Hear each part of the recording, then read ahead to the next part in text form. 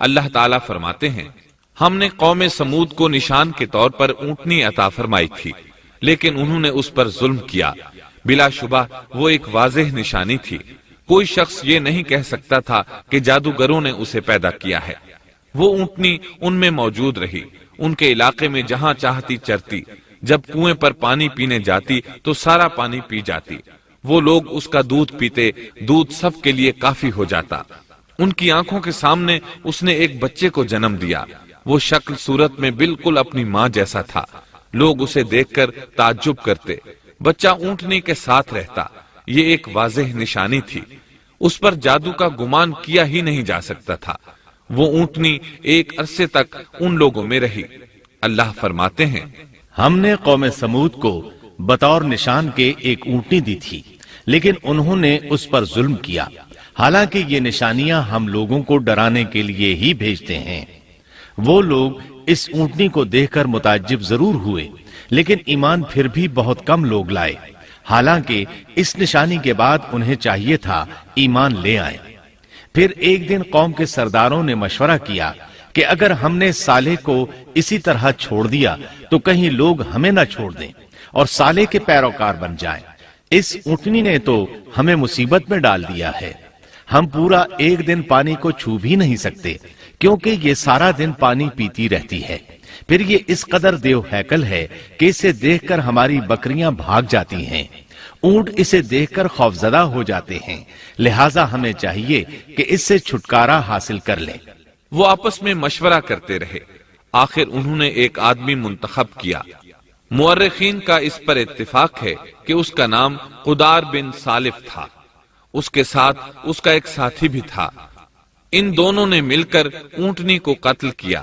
انہوں نے اپنے ساتھی کو بلایا، تب اس نے ہاتھ بڑھایا اور اس کی کونچیں کاٹ دیں، پھر دیکھا ہمارا عذاب اور ڈراوا کیسا تھا۔ اس قدار کے بارے میں نبی کریم صلی اللہ علیہ وسلم کا ارشاد ہے کہ پہلے لوگوں میں سے سب سے زیادہ بدبخت یہی تھا۔ جب ان میں بڑا بدبخت شخص اٹھ کھڑا ہوا، یہ بدبخت قدار اٹھا، اپنے ساتھی کو ساتھ لیا اور اونٹنی کو قتل کرنے کے لیے تیار ہو گئے۔ آپس میں مشورہ ہوا کہ یہ نہ کہا جائے ہم نے اسے قتل کیا ہے۔ اس طرح باقی لوگوں نے بھی ان سے اتفاق کیا۔ اور اس شہر میں 9 آدمی ایسے تھے جو زمین میں فساد کرتے تھے اور اصلاح نہیں کرتے تھے۔ مطلب یہ کہ یہ لوگ فساد کی انتہا کو پہنچے ہوئے تھے، ان میں بھلائی نام کو نہیں تھی اور نہ ان کا فساد کی اصلاح کا ارادہ تھا۔ بخاری، مسلم اور مسند احمد کی ایک حدیث میں ہے، رسول اللہ صلی اللہ علیہ وسلم نے ایک بار اپنے خطبے میں اس اونٹنی اور اسے مار ڈالنے کا ذکر فرمایا۔ آیت اذم بعثا اشقاہا کی تلاوت کرتے ہوئے فرمایا کہ جیسے ابو زمعہ تھا، اسی جیسا یہ شخص بھی اپنی قوم میں عزیز، دلیر اور بڑا آدمی تھا۔ تمام لوگوں نے اس بدبخت کے ساتھ عہد کیا اور اسے یقین دہانی کرائی کہ اگر تمہارے ساتھ کسی نے برائی کا ارادہ کیا تو تمام قوم تمہاری حمایت میں اٹھ کھڑی ہوگی۔ اس یقین دہانی کے بعد یہ بدبخت اونٹنی کے انتظار میں بیٹھ گئے۔ اونٹنی پہاڑ کی طرف سے آتی تھی اور پانی پی کر واپس چلی جاتی تھی، یہی اس کا معمول تھا۔ جب ان لوگوں نے چٹان سے اونٹنی کو نکلتے دیکھا تو اچانک حملہ کرنے کے لیے آگے بڑھے، لیکن اس کا جثہ دیکھ کر خوفزدہ ہو گئے، الٹے پاؤں بھاگے۔ بدبخت قدار نے اپنے ساتھیوں کی یہ حالت دیکھی تو ہنس پڑا اور آگے بڑھ کر اونٹنی کی ران میں تیر مارا۔ اس سے اونٹنی کی ران کی ہڈی ٹوٹ گئی اور وہ نیچے گر گئی۔ پھر اس ظالم نے اپنے ساتھیوں کو آواز دی اور آگے بڑھ کر اونٹنی کی کونچیں کاٹ دی۔ لوگوں نے اپنے پیغمبر کو جھوٹا سمجھ کر اس اونٹنی کی کونچیں کاٹ دی، پس ان کے رب نے ان کے گناہوں کے باعث ان پر ہلاکت ڈالی اور پھر ہلاکت کو عام کر دیا اور اس بستی کو برباد کر دیا۔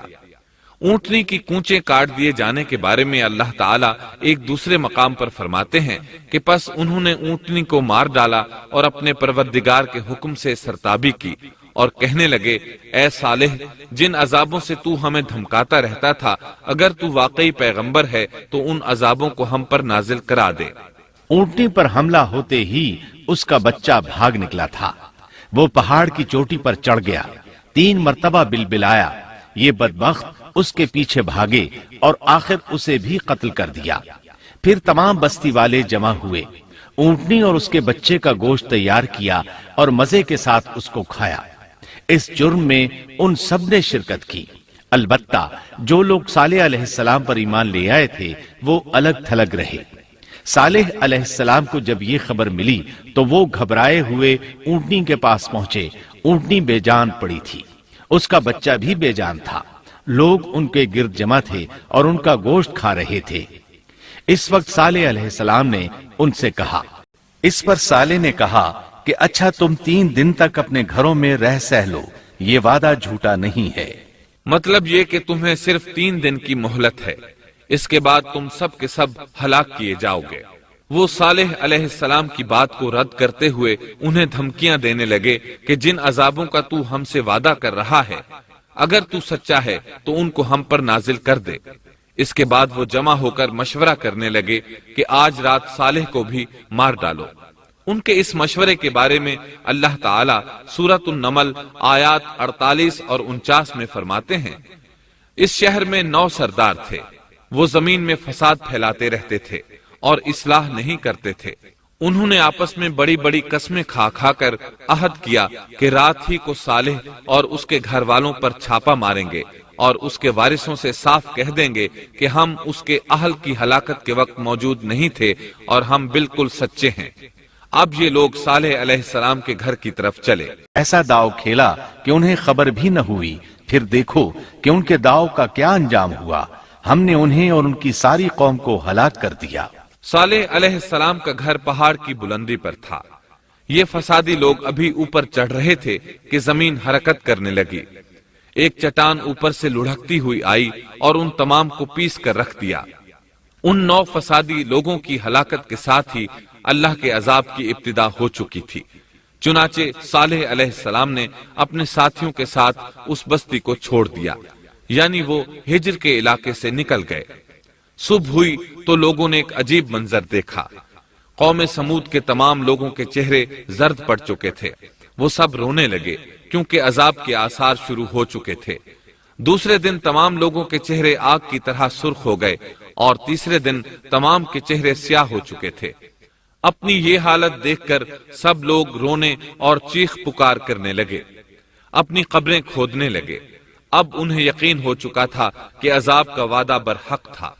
اللہ تعالیٰ نے انہیں پہلی قوموں کی طرح ایک قسم کا عذاب نہیں دیا تھا، جیسے قوم نوح کو صرف طوفان کے ذریعے ہلاک کیا گیا، قوم عاد کو صرف طوفانی ہوا کے ذریعے ہلاک کیا گیا، لیکن قوم سمود کو اللہ تعالیٰ نے طرح طرح کے عذابوں سے دوچار کیا، اس لیے کہ انہوں نے اپنی مطلوبہ شرط پوری ہونے کے باوجود ایمان قبول نہیں کیا تھا۔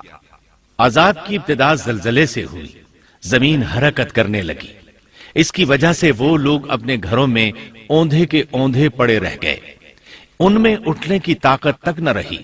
پھر آسمان میں سخت کڑاکا ہوا، اس کی ہولناک دہشت انگیز چنگھاڑ نے ان کے بھیجے پھاڑ کر رکھ دیے۔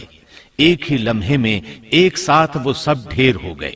جب ہمارا فرمان آ پہنچا، ہم نے صالح اور ان پر ایمان لانے والوں کو اپنے فضل سے اس سے بچا لیا اور اس دن کی رسوائی سے بھی۔ یقیناً تیرا پروردگار نہایت توانا اور غالب ہے۔